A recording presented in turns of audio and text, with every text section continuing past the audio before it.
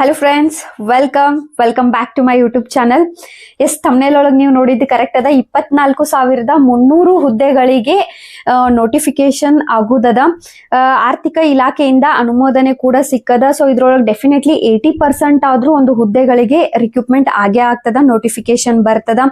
So ಯಾವ month ಒಳಗೆ notification ಬರ್ಬೋದು ಅಂಡ್ ಯಾವೆಲ್ಲ ಹುದ್ದೆಗಳಿಗೆ ನೋಟಿಫಿಕೇಶನ್ ಆಗ್ತದ, ಎಷ್ಟೆಷ್ಟು ಪೋಸ್ಟ್ ಅನ್ನೋದ್ರ ಬಗ್ಗೆ ಎಲ್ಲ ಡೀಟೇಲ್ಡ್ ಆಗಿ ಈ ಒಂದು ವಿಡಿಯೋ ಒಳಗೆ ಡಿಸ್ಕಷನ್ ಮಾಡ್ತಾ ಹೋಗುನು. ಸೊ ಇನ್ನವರೆಗೂ ಯಾರ ಚಾನಲ್ಗೆ ಸಬ್ಸ್ಕ್ರೈಬ್ ಆಗಿಲ್ಲ, ದಯವಿಟ್ಟು ಚಾನಲ್ಗೆ ಸಬ್ಸ್ಕ್ರೈಬ್ ಆಗ್ರಿ ಮತ್ತ ಸಪೋರ್ಟ್ ಮಾಡ್ರಿ.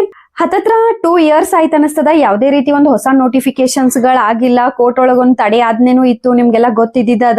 6% ಏನೋ ಒಂದು ಮೀಸಲಾತಿದ್ ಬಂದಿತ್ತಲ್ಲ, ಅದ್ರ ಸಲುವಾಗಿ ಒಂದು ಕೋರ್ಟ್ ಒಳಗ ಹೊಸದಾಗಿ ಯಾವುದೇ ರೀತಿ ನೋಟಿಫಿಕೇಶನ್ ಹೊರಡಿಸಬಾರ್ದು ಅಂತೇಳಿ ಒಂದು ತಡೆ ಆಜ್ಞೆ ಬಂದಿತ್ತು. ಬಟ್ ಇವಾಗ ಸರ್ಕಾರ ಒಂದು ಸ್ಟೇನ ವೆಕೇಟ್ ಮಾಡೋ ಒಂದು ಪ್ರೊಸೆಸ್ ಒಳಗ ಐತಿ. ಸೊ ಹಿಂಗಾಗಿ ಆದಷ್ಟು ಬೇಗ ನೋಟಿಫಿಕೇಶನ್ ಬರೋ ಎಲ್ಲಾ ಚಾನ್ಸಸ್ ಕೂಡ ಅದಾವ.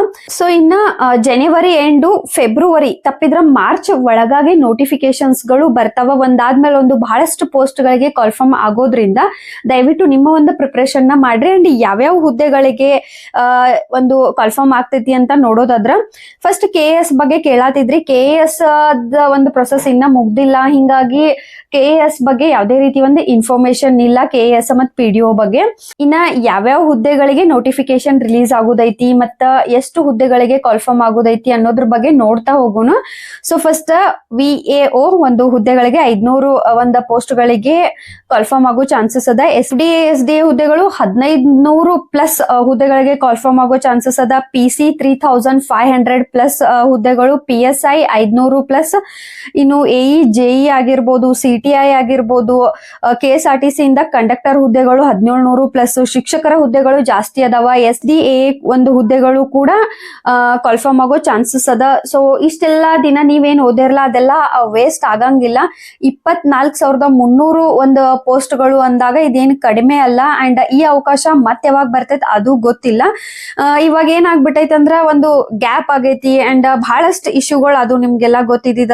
ಎಕ್ಸಾಮ್ಗಳು ಕ್ಯಾನ್ಸಲ್ ಅದು, ರೀ ಎಕ್ಸಾಮ್ಗಳು ಆಗೋದಾಗಿರ್ಬೋದು, ರಿಸಲ್ಟ್ ಅಗೇನೆಸ್ಟ್ ವಿದ್ಯಾರ್ಥಿಗಳ ಆಕ್ರೋಶ ಆಗಿರ್ಬೋದು, ಒಂದು ಚೀಟಿಂಗ್ ಆಗಿರ್ಬೋದು, ಈ ತರ ಬಹಳ ಇಶ್ಯೂಗಳಿಂದ ಬಹಳಷ್ಟು ವಿದ್ಯಾರ್ಥಿಗಳಿಗೆ ಹೆಂಗ್ ಅನ್ಸತೈತೆ ಅಂದ್ರೆ ಸರ್ಕಾರಿ ಜಾಬ್ ನಮ್ಮಂತವ್ರಿಗೆಲ್ಲ ಅಥವಾ ಸಿಗಂಗೆ ಇಲ್ಲ, ಹಾರ್ಡ್ ವರ್ಕಿಗೆ ವ್ಯಾಲ್ಯೂವೇ ಇಲ್ಲ, ಈ ತರ ಬಹಳ ಒಂದು ಹರ್ಟ್ ಆಗೋದು ಇದು ಕಾಮನ್ ಅದ. ಬಟ್ ಮತ್ತೊಂದು ಅವಕಾಶ ನಿಮ್ಮೆಲ್ಲರಿಗೂ ಸಿಗ್ಲಿಕ್ಕತ್ತದ.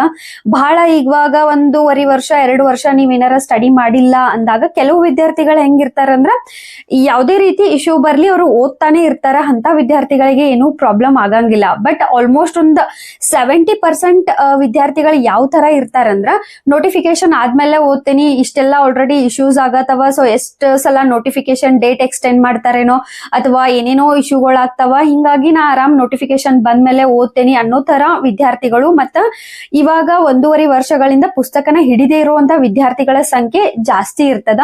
ಸೊ ಇವಾಗ ಏನಾಗ್ತದ ಅಂದ್ರ ಟಚ್ ಹೋಗಿರ್ತದ. ಅಗೇನ್ ಬ್ರಷ್ ಅಪ್ ಮಾಡ್ಬೇಕು ನೀವು.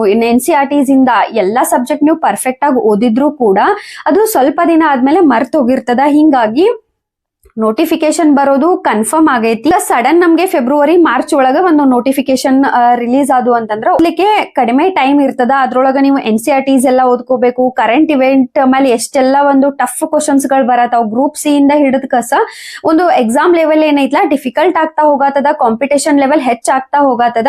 ಹಿಂಗಾಗಿ ನೀವು ಒಂದಲ್ಲ ಎರಡೆರಡು ಒಂದು ಸೋರ್ಸಸ್ ಇಂದ ಕರೆಂಟ್ ಅಫೇರ್ಸ್ ನ ಮಾಡ್ಕೋಬೇಕಾಗ್ತದ, ರೆಫರೆನ್ಸ್ ಪುಸ್ತಕಗಳನ್ನ ಮಾಡ್ಬೇಕು, NCERTs ನ ಮಾಡ್ಬೇಕು.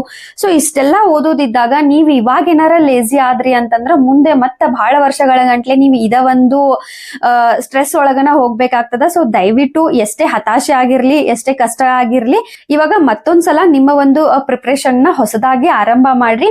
NCERTs ಇಂದ ಸ್ಟಾರ್ಟ್ ಮಾಡ್ಕೊಡ್ರಿ, ಡಿಮೋಟಿವೇಶನ್ ನ ಸೈಡ್ ಇಡ್ರಿ. ಡೆಫಿನೆಟ್ಲಿ ನೋಟಿಫಿಕೇಶನ್ ಬರುದಂತೂ ಕನ್ಫರ್ಮ್ ಐತಿ. ಹಿಂಗಾಗಿ ನಿಮ್ಮ ಪ್ರಿಪರೇಷನ್ ನ ಸ್ಟಾರ್ಟ್ ಮಾಡ್ರಿ. ಅಗೇನ್ ಏನ ಒಂದು ಪ್ರಿಪರೇಷನ್ ರಿಲೇಟೆಡ್ ನಿಮಗೆ ಏನಾರ ಡೌಟ್ಸ್ ಇದ್ದು ಅಂತಂದ್ರ ಕಮೆಂಟ್ ಮಾಡ್ರಿ. ನೆಕ್ಸ್ಟ್ ವಿಡಿಯೋ ಒಳಗೆ ಸಿಗೋಣ. Thank you.